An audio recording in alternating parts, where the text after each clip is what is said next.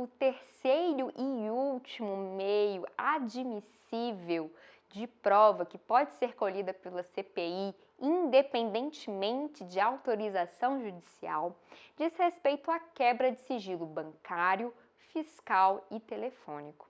Como sabemos, por força da Constituição, o que está estabelecido no artigo 5º, inciso 12, há resguardado a todo cidadão e também às pessoas jurídicas o direito ao sigilo das suas informações, o direito à privacidade dos seus dados. Nesse ponto específico, tem-se que dados telefônicos, dados bancários, dados fiscais, dados relativos à correspondência, eles dizem respeito à intimidade daquela pessoa e, em tese, o Estado ele não poderia violar. Porém, quando estamos diante de um cenário, como é o caso da Comissão Parlamentar de Inquérito, em que está se apurando eventual fato ilícito de caráter penal ou civil, é conferido essa possibilidade de quebrar essas informações, de quebrar esses dados e obter informações importantes para a averiguação desses fatos, que muito colaborarão para a investigação. Nesse ponto específico, tem-se que ter em mente que há uma condição para que ocorra a quebra desse sigilo. Se é conferido, então, o direito constitucional à privacidade, à intimidade, tem que haver uma justificativa plausível, uma motivação específica para que seja concedida, então, a quebra de sigilo. Ou seja, então eu preciso de uma justificativa, uma motivação idônea, constitucional, legal, para permitir que eu quebre informações sigilosas. Quero que vocês tenham em mente que essa condição específica, essa motivação, ela tem que delimitar o fato que está sendo apurado e, eventualmente, o tempo, a hora e quais informações que se pretende colher através da quebra do sigilo. Eu não posso, então, obter dados sigilosos bancários de um investigado sem delimitar um tempo específico, ou qual conta que eu quero investigar, porque senão eu estaria colocando em risco um direito constitucional. Então, eu preciso desse limite, dessa delimitação no momento em que há a emanação da ordem de quebra de sigilo. Perceberam, então, quanto que é importante essa condição específica? Porque se porventura a CPI ela desobedece essa condição específica, gera nulidade absoluta da quebra de sigilo e ela se torna imprestável para fins de prova. Então, é necessário haver essa motivação devidamente justificada, juridicamente possível, e além disso, é preciso delimitar com clareza e objetivamente qual que será o fim alcançado com essa quebra e o que você deseja, o que a CPI deseja, obter através desses dados, com a limitação temporal e também de especificação de contas, de eventualmente números de telefone. É preciso delimitar tudo isso. Ainda é preciso destacar para vocês a diferença entre sigilo bancário e sigilo fiscal, para que não haja nenhum tipo de dúvida. Toda vez que estamos diante do sigilo bancário, diz respeito a todas as questões envolvendo sua relação do sujeito com o banco, com as instituições financeiras. Nesse ponto diz respeito às contas correntes, conta poupança, aplicações financeiras, transações que porventura tenham ocorrido nessas contas, saques, depósitos, tudo que tem a ver então da relação entre a pessoa, entre o sujeito e a instituição financeira, a instituição bancária, é considerado então um dado bancário.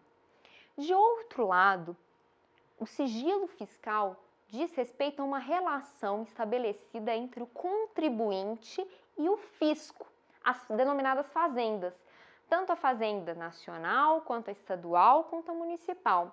Isso aqui diz respeito a tributos em geral. Vocês vão pensar aí, um bom exemplo de sigilo fiscal, as declarações de imposto de renda. Todas as declarações que você faz perante o fisco, né, federal, você demonstra, né, quanto que você recebeu, seus lucros, eventualmente seus bens, toda renda que seja passível de ser tributada. Essas informações, elas são gravadas de sigilo. Ninguém pode obter essas informações a não ser o próprio fisco. Porém, esses dados, eles podem ser relativizados, esses dados sigilosos, eles podem ser relativizados para aí auxiliar na investigação de um determinado fato pela CPI. Com relação aos dados telefônicos, é preciso fazer uma distinção terminológica e de institutos diferentes. A Comissão Parlamentar de Inquérito, ela pode promover a quebra de sigilo telefônico, porém, ela não pode fazer, sem autorização judicial, a interceptação e tampouco pode se valer de gravação clandestina. Para ficar fácil de melhor compreensão de vocês, destaquei aqui para vocês fazerem anotações aí no caderno de vocês, no que diz respeito à interceptação, o que é a gravação clandestina e o que é a quebra de sigilo telefônico, para que vocês não confundam esses institutos e principalmente para que vocês não confundam qual é o meio investigatório que a CPI pode se valer sem autorização judicial, o que vamos denominar do meio admissível. Então, o primeiro ponto diz respeito à interceptação. A interceptação, ela é promovida somente com autorização judicial. Então, pressupõe uma decisão judicial, né, feita pela autoridade judiciária, devidamente fundamentada e feita conforme a Constituição e a Lei Federal 9.296 de 1996, para que tenha validade, para que ela se preste como prova.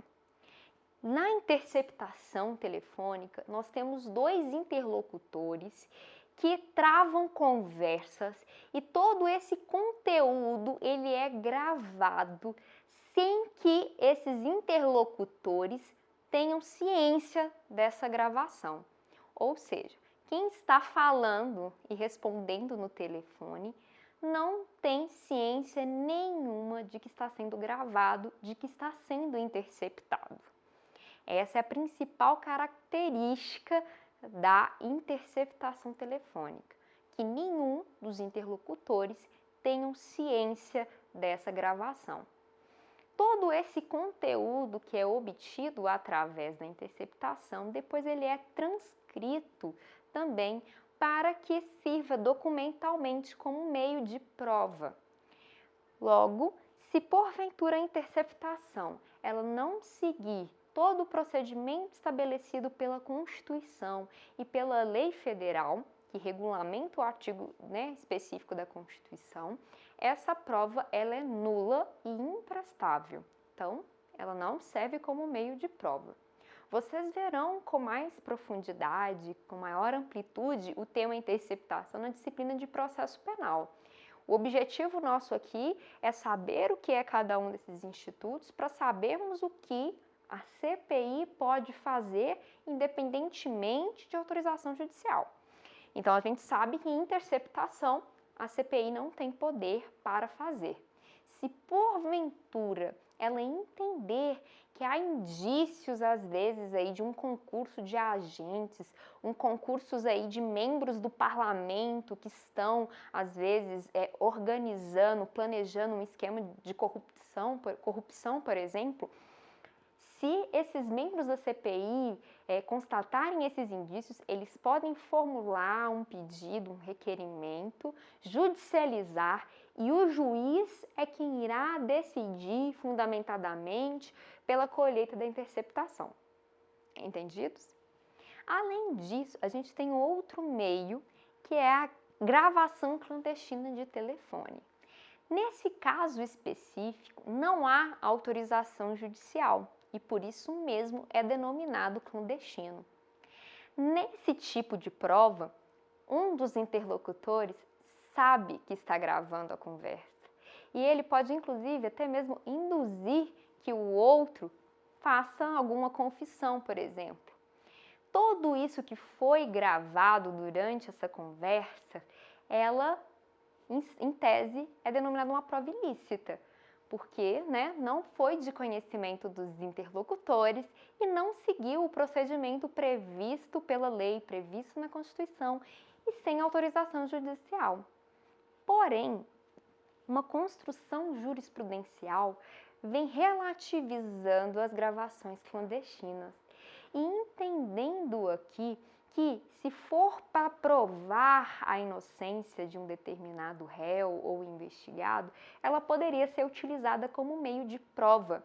E a gente estaria aí relativizando a sua ilicitude, a ilicitude da sua colheita.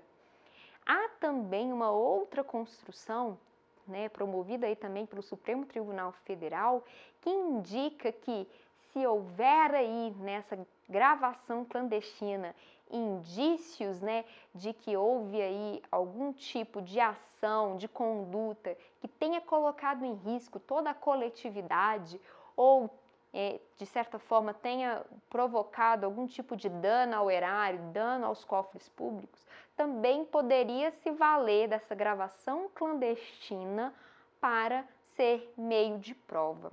A questão da ilicitude ou não da prova, vocês também vão ver no processo penal.